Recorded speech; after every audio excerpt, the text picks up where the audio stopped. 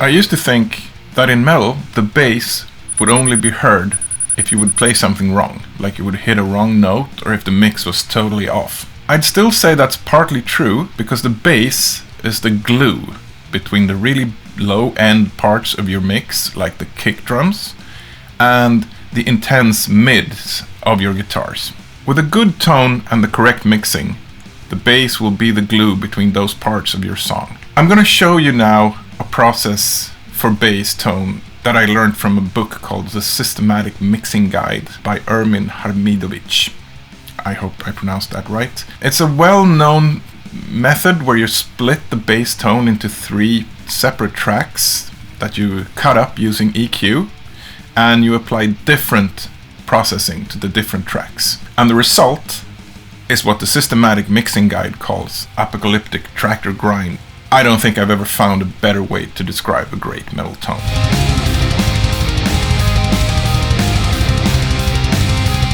So what we need in Reaper is a track.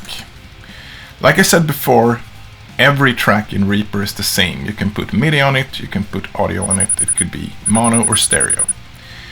In this case, we're gonna put MIDI on our track. I'm going to reuse a small MIDI clip that I've already done for a song that I'm working on. Since a MIDI item is just notes, it's not gonna make any sound at all if you play it back. So what we need is to put an instrument on it. And we want a bass.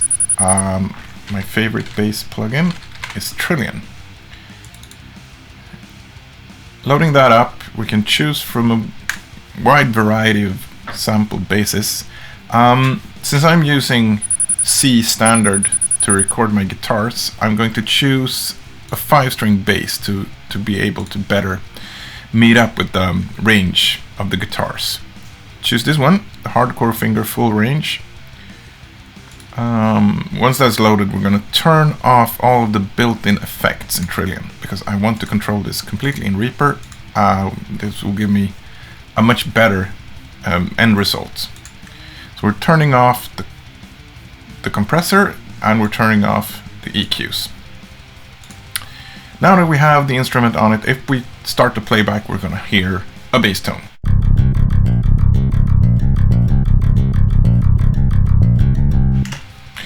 That's a good and decent bass tone. It's nowhere near the apocalyptic tractor grind result that we're looking for. So let's start processing.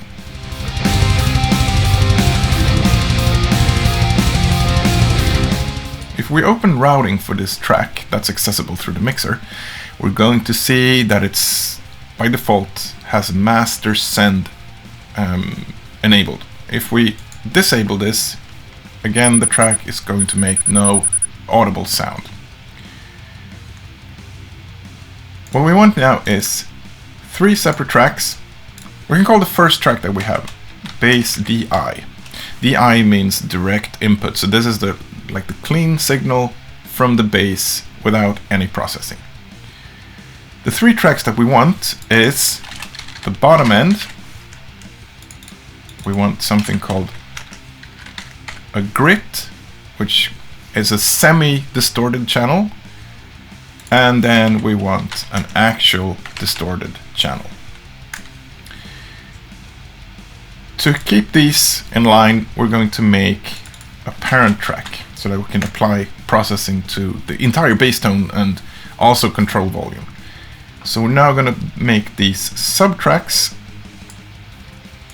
So the grit, the dist, and the bottom bass tracks go in as subtracks. So what happens now is that the master send checkbox controls whether these tracks send to the parent track. So any signal on these 3 subtracks gets sent to the bass track that sends to the master. Finally, we're going to make sure that the bass DI track doesn't send to the master or even to the parent. We open routing and make sure that the parent send is off. Instead, we're going to add manual sends. We want 1 for the bottom. We want 1 for the grit track. And we want 1 for the dist track. So what happens now is that the base DI track sends its signal to these three, that in turn sends their signals to the parent track, that sends to the master, and that gets output.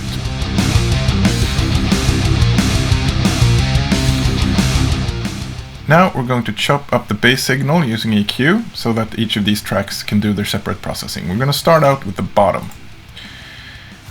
Let's put Reaper standard equalizer, REQ. What we want to do with the bottom is basically cut off anything above 250 Hertz. And we'll do this by applying a low pass.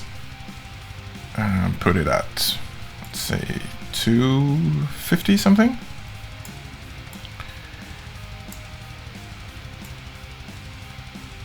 And we also want to cut out some of the very lowest bottom ends so that it won't compete with the kick drums of the drum track. So we'll use a high pass and put it pretty low at something like 50. So now everything except the very bottom end is cut out of the signal. You can solo this track to listen to what it sounds like. Like you can hear, it's pretty muffled. It's only the very lowest end. That's fine.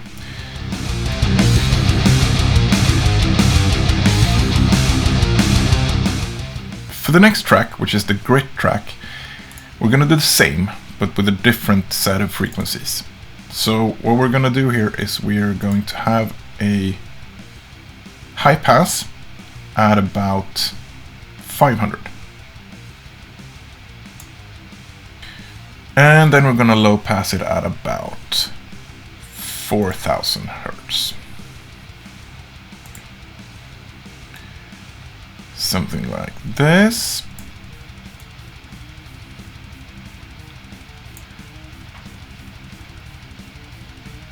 And we're actually going to do the exact same frequency cutout of the distortion track. So what we have, the distorted tracks, the grit one and the high distortion tracks, now only process signals between like something like 400 and 4000 Hertz, a little bit above, that's fine. And the bottom track, like we saw before, will take care of anything between like 50 and 250. So, if you're paying attention, you probably ask yourself, what's going to happen in between? What's going to happen with the 250 up to, say, 500? There's going to be a gap there. That's true, and it's intentional, because that's where a lot of the guitars have their chunkier lower mids. And we want to keep those without interference from the bass. So we're actually intentionally going to leave a gap. So, what kind of processing do we apply to the grit track? Well, I usually want to use some kind of overdrive. We'll use this old workhorse, the 808. So what that does is provide a little bit of push into the amp. And for this grit track, we're going to use a bass amp. I've downloaded one called R47. So what we have now is the EQ cutting out parts of the signal coming in from the bass DI track. We have an overdrive that's going to help us a little bit to push the bass amp. If we solo this track, we can listen to what this sounds like.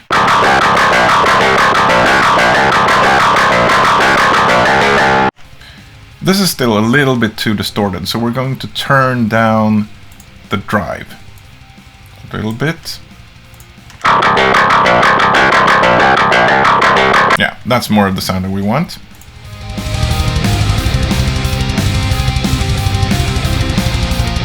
Finally, we're going to apply processing for the distorted track. Here we're actually going to use a guitar amp, because that provides the best kind of distortion of the upper mids.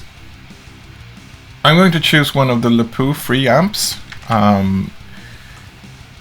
specifically Le456. I'm going to just put it in channel A and more or less standard settings. If you've watched my video about amp sims, you know that we also need to add a cab, or it will sound really horrible. For cabs, I'm going to use, again, the Lepu plugin for cab loading with a Mesa 4x12 oversized cab applied to both left and right. So let's listen to that soloed, what that sounds like.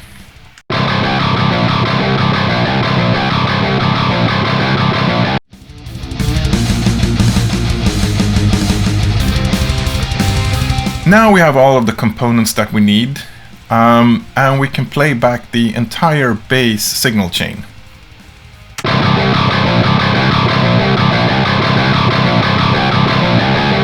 Now we're getting much closer to that apocalyptic tractor grind that we're looking for. We still need to adjust some things to make this, to make the three different parts of it work better together. Right now, the distorted channels are a bit too dominant, so we're going to turn them down. And we're going to turn up the bottom part to make that use more of the volume room or the frequency room.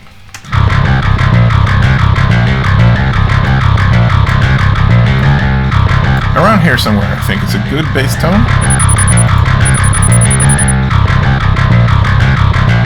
We won't know though until we put it in a mix.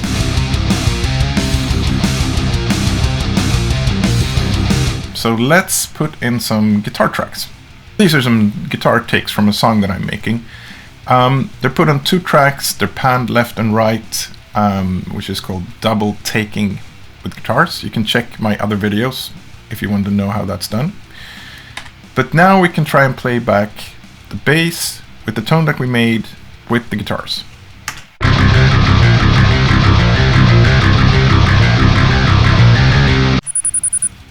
And the bass is way too loud, so let's turn that down.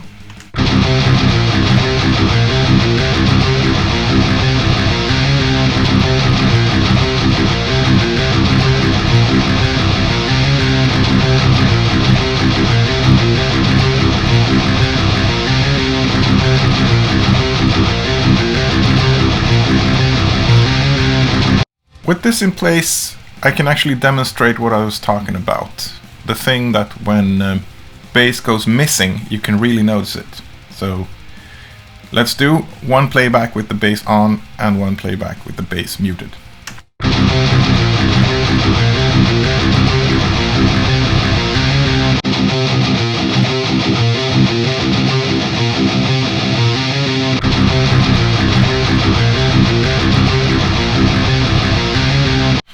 And the final part is the drums to get a complete mix.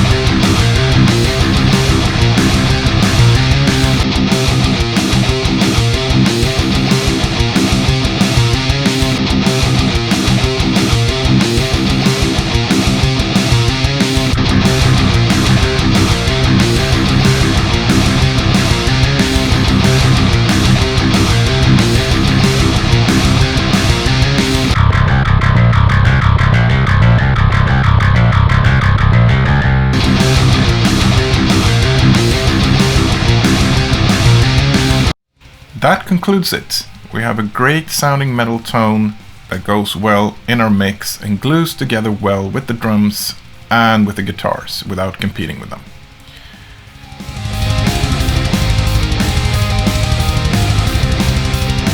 Now that we have this amazing metal bass tone, we probably want to reuse it in other projects as well. So what we could do now is save this as a template.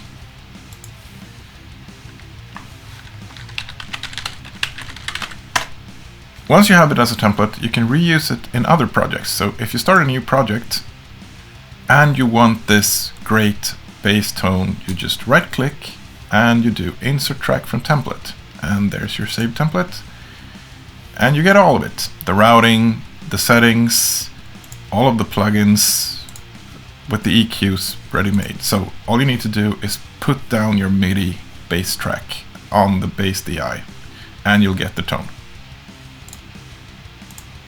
So just to demonstrate, we can choose the MIDI input and arm the track, and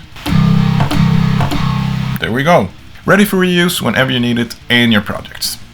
Track templates is a great way of saving a lot of time when you work in similar projects. So make sure to use them. That wraps it up for today. I hope you learned something and that you're getting a great metal tone in your songs from now on. As usual, leave feedback in the comments and don't forget to subscribe. See you next time.